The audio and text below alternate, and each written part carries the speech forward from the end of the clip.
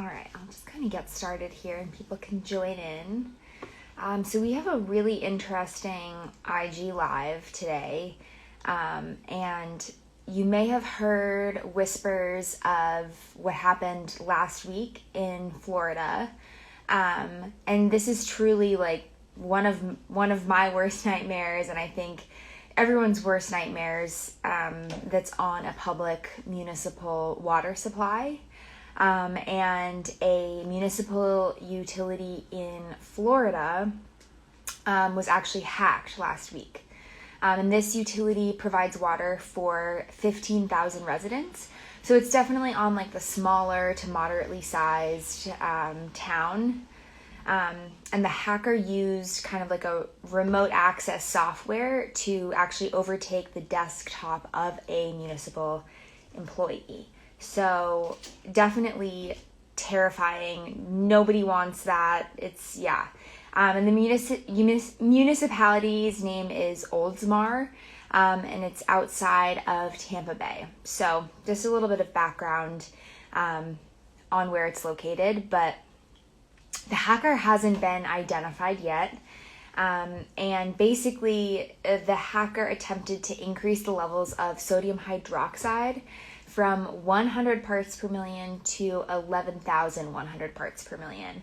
So that's a very, very significant increase.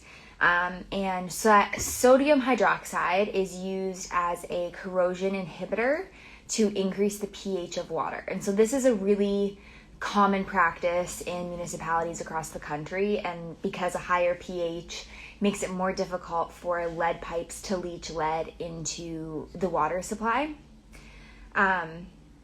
So, am I frozen here? Sorry, I just got a message. Maybe we're good. Anyways, so typically larger municipalities are not using sodium hydroxide. They're using orthophosphate, which is just a corrosion control inhibitor. And that actually creates a crust on the inside of lead pipes. So more municipalities are opting for that. It's just a bit more advanced, and it's does a better job at actually preventing lead from leaching. So that being said, sodium hydroxide at this concentration that the hacker put into the computer system is essentially lye, which we now know can cause serious damage to the skin, and if it's ingested, it can actually basically burn through your esophagus and potentially cause death. So this was a very serious attack. It's just, that's a very, very large jump of sodium hydroxide. So regardless, the employee in this Florida municipality noticed that his mouse was moving kind of out of his control, and actually saw the hacker like physically go in and change the levels of sodium hydroxide. And he, of course, noticed and notified someone immediately. And they were able to get everything under control. So the entire hack took about 5 hours. And officials determined that it would have taken anywhere from 24 to 36 hours to actually like reach the public supply. So they caught it well before anything bad happened, which is amazing. And the town of Oldsmar actually has a pH sensor. So they would have eventually been notified that the pH had changed kind of dramatically. And they would have been able to alert city officials and like created some sort of public notice or just made sure that it was addressed. So we have no idea if this is domestic or international. Like I said, the hacker hasn't even been identified yet. So, it could have been some teenage kid figuring out how to hack into a municipal server, whatever it is, or, someone overseas. We have no idea.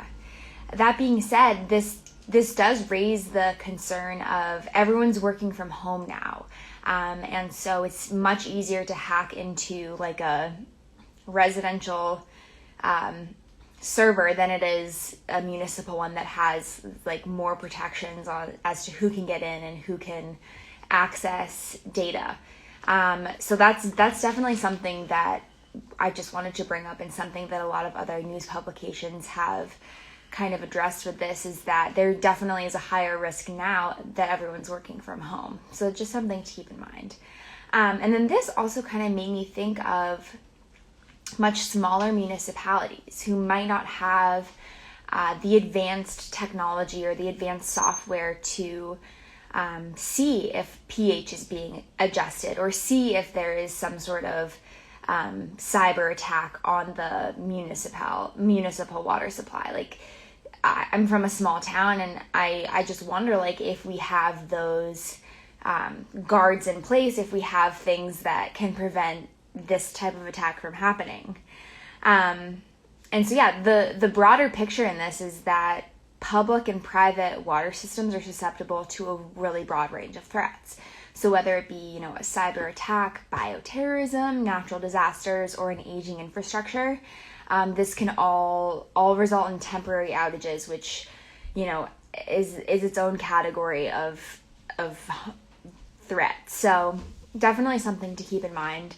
And we have a really great article that's linked in our bio that talks about some of the susceptibilities of private and public water systems that you should definitely check out.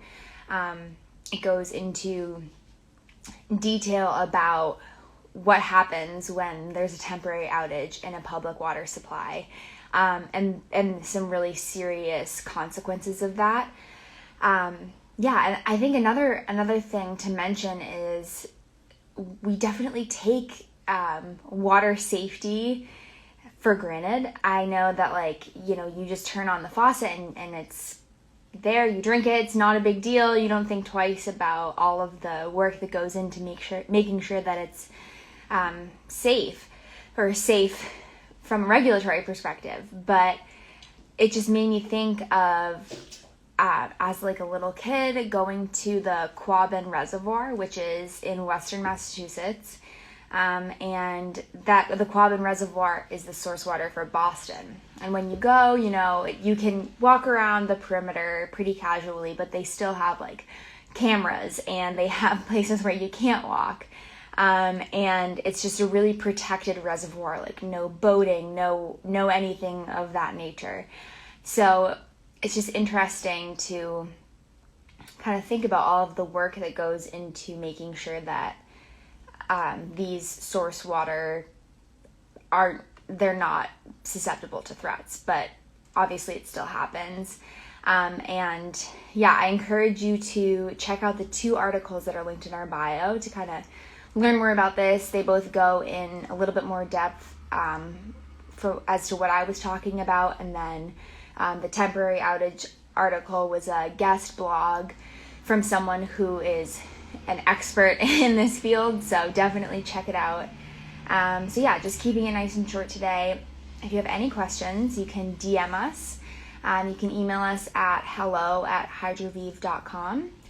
And we'd be happy to answer any questions about this topic or anything else that you might have. So I hope you all have a wonderful Wednesday. It's nice and sunny here in DC for the first time in a while. So thanks so much. Bye.